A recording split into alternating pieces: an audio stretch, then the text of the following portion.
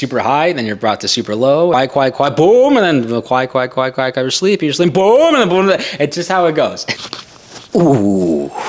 What's up, guys, and welcome back. Today we are going to be talking about station life at the fire hall. Real quick, if you end up liking this video, hit the like and subscribe button. What's it like to be in a station? What's it like to actually be on the floors? Is it different from recruit school? Is it different from what we see on TV or whatever it might be? Yeah, from the TV thing, it's definitely different. It's not as like dramatic in terms of, you know, all the emotions that I've seen on the firefighter shows that they go through. It's a lot more normal. It's a lot more relaxed. I don't know, a better vibe than I would say than what you'd see on TV, as theatrical as that might be and as entertaining as that is. It's just a very normal vibe. In this video, I'm going to take you over not only what the vibe was like, but also the things that we do throughout the day. What it's also like to be working at your station and also being detailed out to another station. So I'll take you guys back to pretty much the beginning. When I was still in drill school, actually, I think it was on graduation day, I went to go meet my crew beforehand, before I actually would go and be on shift with them. So I think we graduated on a Thursday and I was starting on that Sunday, I believe. So that Thursday afternoon after graduation, I decided to go and visit the crew. It's kind of like it's not like a rule like you have to do of bringing them food, but I like to bring a little dessert to say, hey guys, I'm the new guy. Thank you for, you know, ahead of time for, you know, the incredible experience that I know I'm going to have here. And I'm just saying hello, right? So I brought them, I remember I brought a dish of cookies for them. And a lot of people overthink this. They think, oh, well, I got to bring them like this amazing dessert, this or that. First of all, you don't have to bring anything, but it's a very nice gesture to do it, and you want to get off on the right foot. So I would say definitely bring something. And if you do go, don't bring like some shitty food. Like they'll know if it's like literally $4 that you picked it off the shelf as you were leaving the grocery store. So pick up something that's a little bit nicer, or bake something if you know how to bake. And when I went in with the food, they were very grateful, very happy that I did bring that. So I met everybody. Everybody was super cool. Everybody was super chill, giving me advice on, you know, when I'm going to start off in a few days of what it's going to be like, what to bring, what not to bring. Give me a whole rundown pretty much. So now fast forward to the Sunday. I remember it was my first day, and on that day too, I actually did bring just a little bit extra. I brought some other cookies. I brought cookies again. I'm like the cookie guy. Went in and I was kind of confused. I'm like, where do I go? Where do I like put my belongings? Because we didn't really talk about that on the day that I went there. I went in and I saw some people, and it wasn't my crew. It was the crew from the shift that was getting off.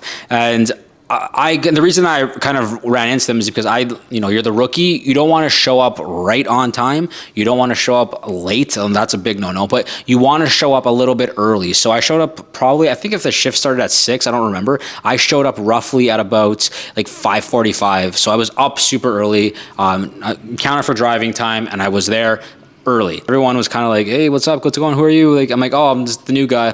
And they're like, oh, is this like your first shift? And I'm like, yeah. They're like, first shift ever? I'm like, yeah. They're like, okay. And I was a little bit of a nerd. I was running around with like this notepad I had in my pocket that I got from the dollar store. I was taking notes and blah, blah, blah. And I didn't want to take it on my phone because I know like some firefighters are super old school. They're like, oh, don't pull out your phone, like youngin. So I'm like, all right, I'll play your game. I'll pull like a little notepad and a pencil, right? Whatever. So I was taking notes as I was going. So as the day went on, my crew obviously eventually made their way in, and I got to see them once again. Going through our day, I remember thinking, I'm like, wow, this is like super chill. Like we're not really doing much. We're just kind of hanging out. And it was on a Sunday. So in Ottawa, there's a little bit of I guess a tradition that you'd call it, how they on Sundays kind of see it as a very relaxed, chill day where we don't do anything in terms of training. Obviously, you're running calls. That's pretty much all you're doing. Running calls, cooking, station duties, whatever. But you're not doing any sort of training. I think it had to do with, and don't quote me on this, but I think it had to do with with God, and it's a day of rest. I think that's why they did it that way. I could be wrong. It's a super chill day, and I'm like, wow, if it's always gonna be like this is like crazy. Like, do we do any work? Like, and I remember it was the LT there, the lieutenant. He said to me, yeah, Joe, so Sunday's going to be a little chill, but you'll see next shift, it's going to be a little bit more picked up, and we're going to be doing a lot more training. In my head, I'm like, yeah, sure, whatever. I'm probably not going to do that much. Fast forward to the next shift that I went on, it was a lot different. But first, I'll take you guys through a little bit of a pattern throughout what an actual shift is like in terms of like the scheduling that you pretty much do from the moment you walk in. So I have it written on my phone here, so I might be looking down a little bit, but first, you want to be there 15 minutes minutes early because you're the new guy, you're the rookie, you want to set a good impression, absolutely. Number two, I would get in and I put all my belongings away. So my own personal stuff, I have like my backpack, I bring a protein shake, whatever, just my own stuff that I have.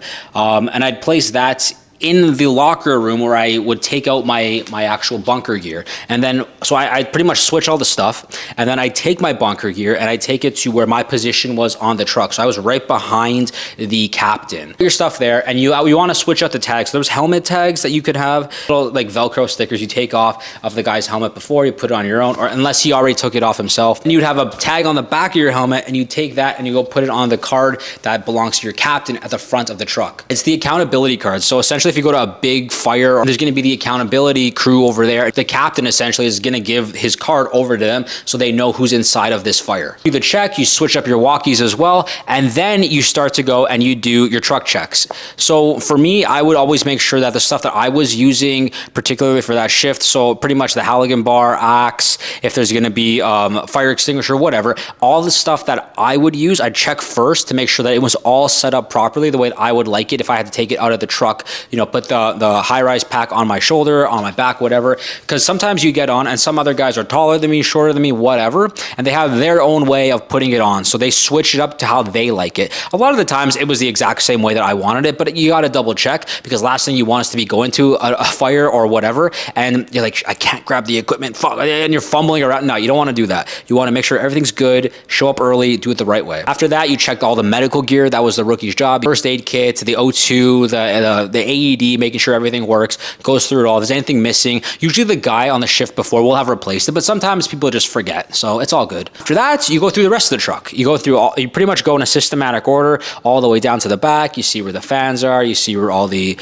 different equipment, it depends what kind of crew you're with. You go and you see if there's like water rescue equipment, whatever. You go to the back, check all the pike pulls, check all the ladders, if there's ladders on there, check the hose, make sure everything's secure. You keep going around, keep going around. Eventually, at the end of all that, you're gonna be finished, and then a lot of people will be like, oh, okay, cool, so I'm just gonna like head inside now. What you want to do at that point is you don't want to head inside. You are the rookie, like I said, so you want to go up and beyond. So what you would want to do in that situation is help the drivers, help the other people who are still doing their truck checks, do their truck checks. So, and you're not doing anything too complicated. Essentially, if they want to check their brakes, you go inside the truck, you sit down and they say, okay, so Joe, I'm going to go check the back. Press the brake when I signal you, you press the brake, you turn the steering wheel the other way, you press the brake, little stuff like that. I remember when I was at station 24, little stuff, because there was an aerial there. So I would help put out the outriggers. I'd put the platforms down at the bottom. I would, whatever he'd ask me to do, I would just be, okay, sure, here, I'll do this. Oh, you run chainsaws as well. That's a big thing. But a lot of different departments might say, they might say that they don't run it right away in the morning, especially if they're right beside houses, because they're quite loud. And it's like, I don't know, like 6:30, 7 a.m. You probably don't want to be running, chainsaws Sunday morning, 7 a.m. in a quiet neighborhood where there's kids and families, and people would complain. So a lot of the stations would say, yeah, you know what, we'll do this probably, I don't know, like maybe later in the day, maybe at like 10 a.m. or something like that. Good rule of thumb is you don't want to be the guy that goes in first. So be the guy that goes in last, or at least with the last guy. At station 24, when I was doing all the aerial checks, I'd make sure to go in with the last guy who was checking the aerial truck and walk in with him, shoot the shit with him, and just make sure I'm not the guy that's just getting my stuff done and gone. After that, you go inside and you go and you sit down, you have coffee with everybody, and you discuss for, it depends how long, maybe like about 20 minutes about the plan for the day and what the rundown is and what we're going to be doing. If we're going to be in training, when we're doing it, if we have to run some errands, what we're going to be doing, if we're going to do a talk at a school, where we're going, what time we're going at, and just pretty much a rundown for what the day is going to look like. Usually with the crews, and you would go and grab groceries right after this. I mean, not always, but it depends. A lot of crews like to go grab the groceries right away just to get it out of the way. So you go and grab the carts, the little grocery bins, if you have them at your station. If not, all good. You bring them to the truck, and then you always offer to go into the station, go into the grocery store as the one that goes with someone else.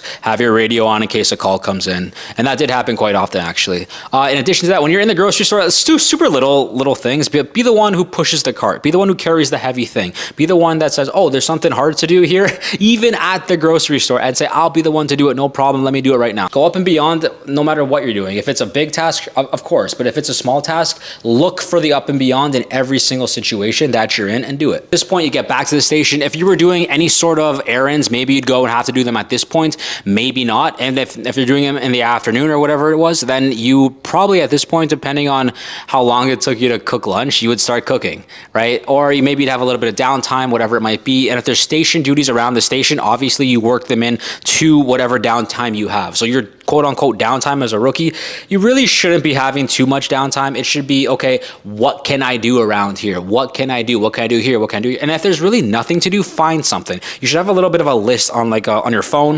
Like, okay, I'm going to clean the windows. Okay, I'm going to go outside. If there's, if it's wintertime, I'm going to shovel. If it's the summertime, I'm going to do something in the back, like something in a different part of the station to help maintenance for the station, whether it's inside, outside, whatever it is. Have a little bit of a checklist to go through so you're never bored and never just sitting in a chair. I don't know what to do. What do I do? Someone tell me what to do. It's about taking that initiative in those little things every single day to find something to do. Because at the end of the day, there's always something to do.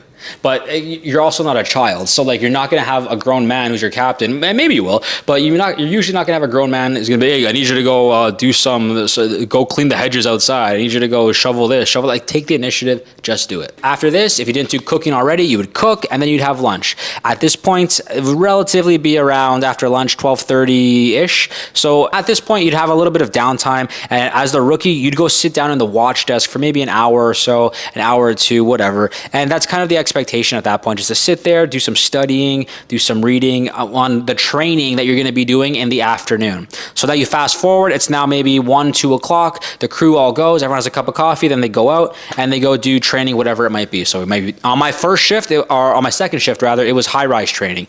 And there was many different days where we went to different locations, hit hydrants, we did auto extrication, did water rescue, whatever it might be for that particular day. And the training was pretty intense at that station. So my first day, it was like, we do nothing. We just chill, we relax, it's all good. But on my second day, it was like, all right, bro, this is more so what we actually do here. And it's going to be a little challenging to help you grow and help you learn. And I talked about all that in my my video about when I was in Ottawa. And I'll link it right here so you can watch that one as well. After this, you're roughly at about, I don't know, maybe 2, 3 o'clock. If you had any errands that you're supposed to run that morning that you didn't run, you would run these errands now. If not, it's back to the station. Guess what you're doing?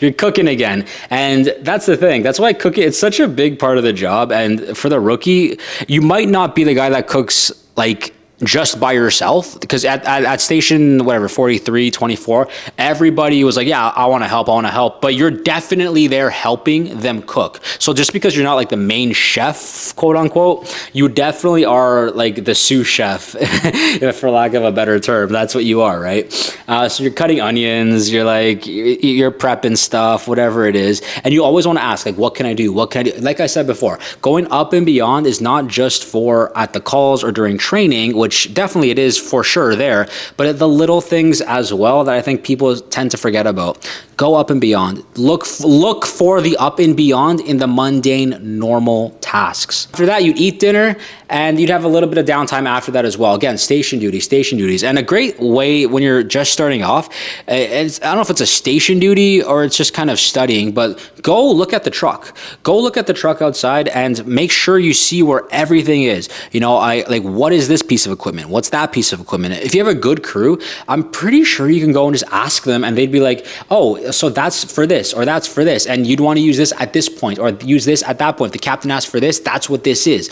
So you want to go and always look for questions, because, and not to like impress your crew, oh, look, Joe's asking questions or whatever. He's like so inquisitive, blah, blah, blah. No, because if you legitimately want to do your job correctly, you're going to probably have questions. Like, you're walking in this door from drill school and they've answered a lot of the questions, but this is the kind of job where you're going to always be growing, always be developing, and always have questions, I think, until the end of your career. So especially in that early portion, you should be having a ton of questions. And if you have a good crew, they should be more than happy to help you out, to help not only just answer the questions, but to explain these answers to you. And expecting like a one-word answer, oh, they wanted like paragraphs and like fucking 15 minutes of how to use this, I don't know, like this rescue tool or whatever it was, which is amazing. After that, you pretty much are gonna wash the trucks at night and simply just get ready to go to sleep.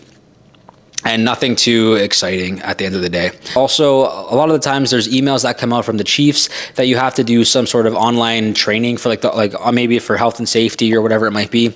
And that's a good time to go into the computer, log in. It takes like, I don't know, maybe 20 minutes or whatever it might be. Sometimes we had some training that was like literally would take days to do.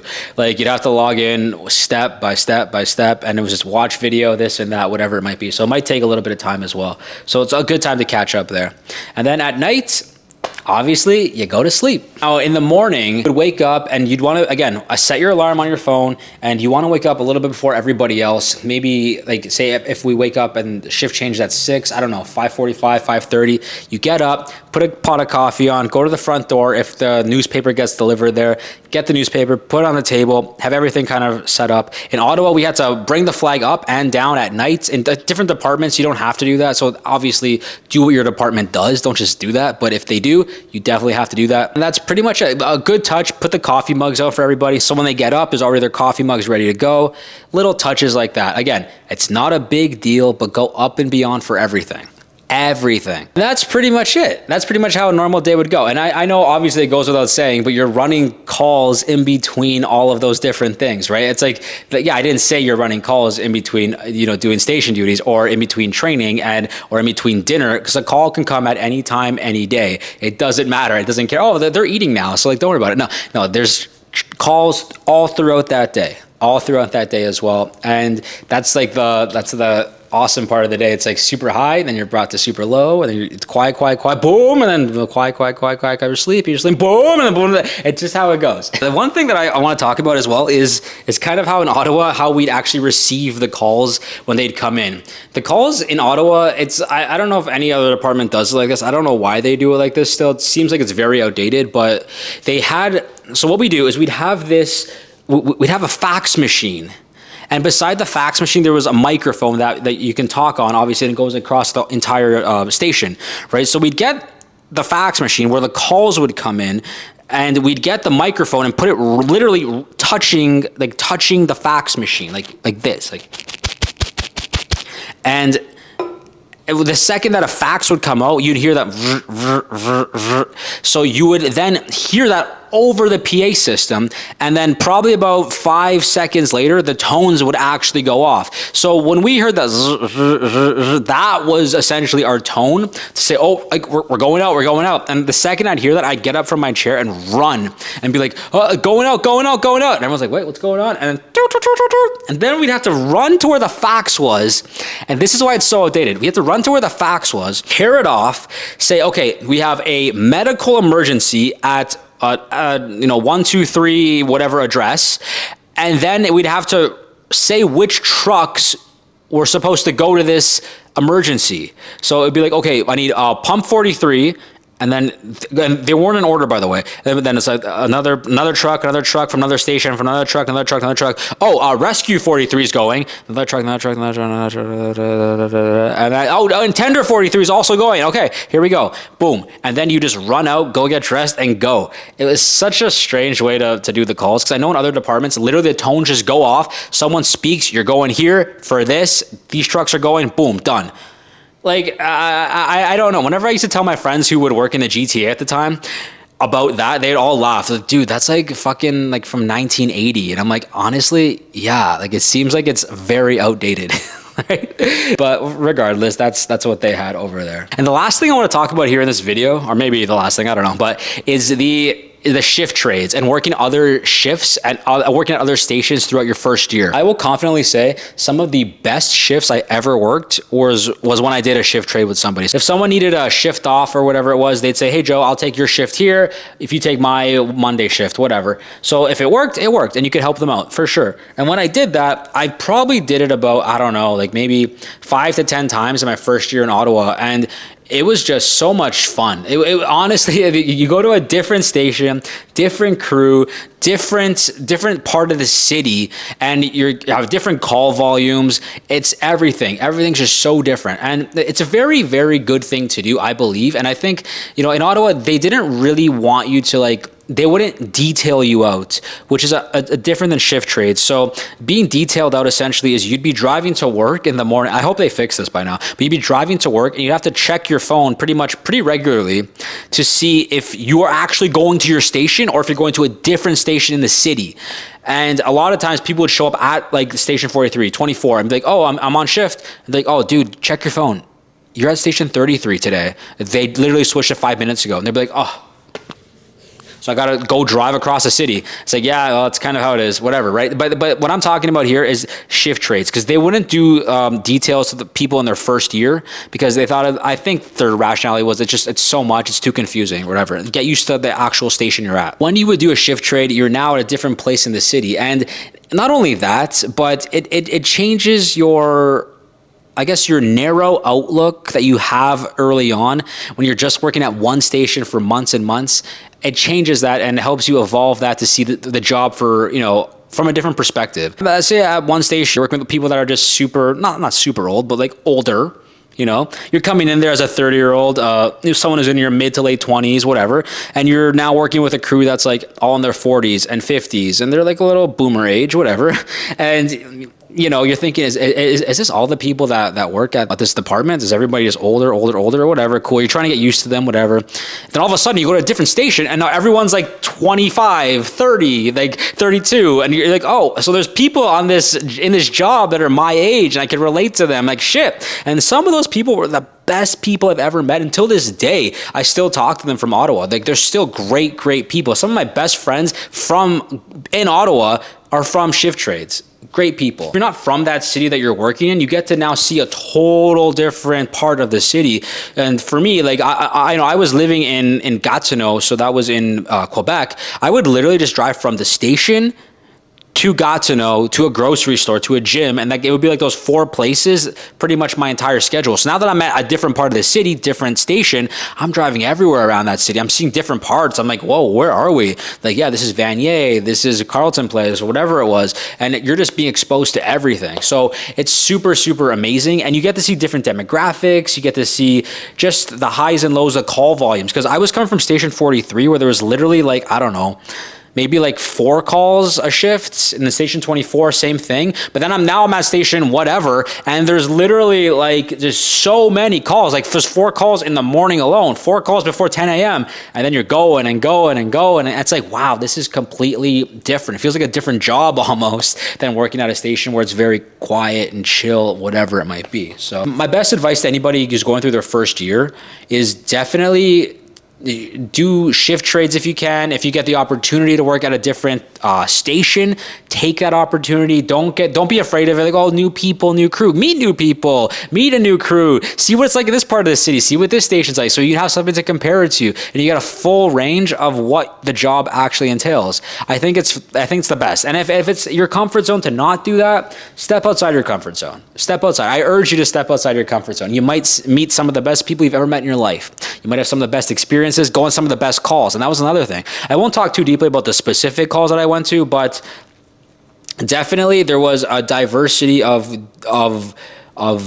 different types of calls in different parts of the city. Yeah, there's been days where I literally, would be going from no calls at all to maybe false alarms at one station. I go to another station and there's like 3 VSAs literally all in the morning. You're like, geez. And then you go to like another one in the afternoon, and then you have like a fire at night. Then it's like, wow, okay, shoot. Like it's completely different in different parts of a city, especially if you're in a big city, right? You have the ability to work here or there, wherever, and totally experience all of that. So other than that, that really kind of sums up what station life is like. If you are going from station to station and say you get transferred, a good thing to do, like I said, bring a dessert every time you go. So if you're leaving a station, this is your last day, bring a dessert on your last day, bring a dessert again now on your first day for your new crew. Little things like that. Make sure to do those. Like I said, go up and beyond. It's the 4th or 5th time saying this in this video, but go up and beyond for everything. The big calls, the big trainings, but also the little things, little training, grocery store, cooking dinner, little station tasks here or there. Go up and beyond and just step outside of your comfort zone every chance you get when you're on the job, because I promise you, there was never one shift that I traded with somebody, or there was never one instance where I stepped out of my comfort zone. I was like, fuck, I shouldn't have done that. You know, it's kind of like going to the gym. It's like when you go to the gym after a workout, you're never saying, oh man, I wish I didn't go to the gym today. You're always like, you know what? I didn't want to go at first, but I'm happy that I did afterwards. And that's kind of what it's like when it comes to this job. Step outside of your comfort zone every chance you get, and the future version of you will thank yourself. So that's all I wanted to say to you guys today. I hope you guys have a blessed week, and God bless to everybody watching. Thank you for watching. Hit the like and subscribe button down below, and I'll see you guys next time. Thanks, guys. Woo!